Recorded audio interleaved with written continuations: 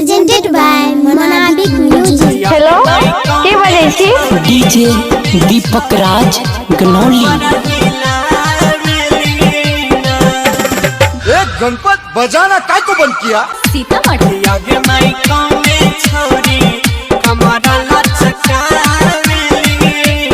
DJ Sri Digital Audio Recording Studio Bihariganj। Singing by Gaurav Thakur. आगे माई कौने छोरा DJ बजा आवेला ना।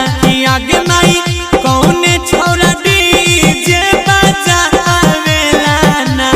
आगे माई कौने छोरी कमर हिलावेली ना। आगे माई कौने छोरी कमर लचकावेली ना। हाँ आगे माई दीपिका छोरा डीजे बजावेला ना। आगे माई राधिया छोरी कमर हिलावेली ना। आगे माई रानिया छोरी कमर लचकावेली ना। डीजे दीपक राज गनौली। आगे माई कौने छोरी DJ विकास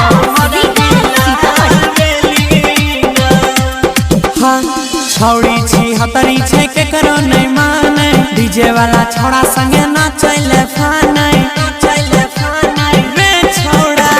छौड़ी छी हतरी छै के करो नहीं माने। डीजे वाला छोड़ा संगे ना चले फाने। कि आगे माई मदन छौड़ा डीजे बजावेला ना।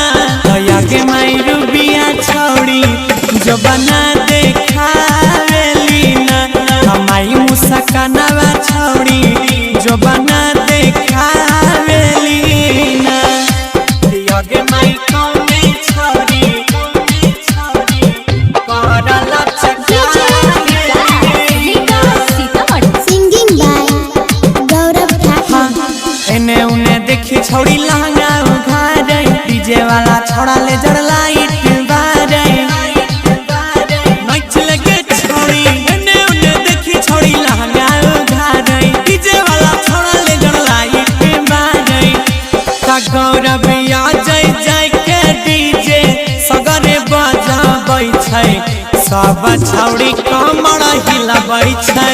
ता गुड्डू सनी विकास डीजे जाय के बजाबै छै। सब छौड़ी कमर हिलाबै छै। आगे माई कौने छौड़ी कमर हिलावेली ना।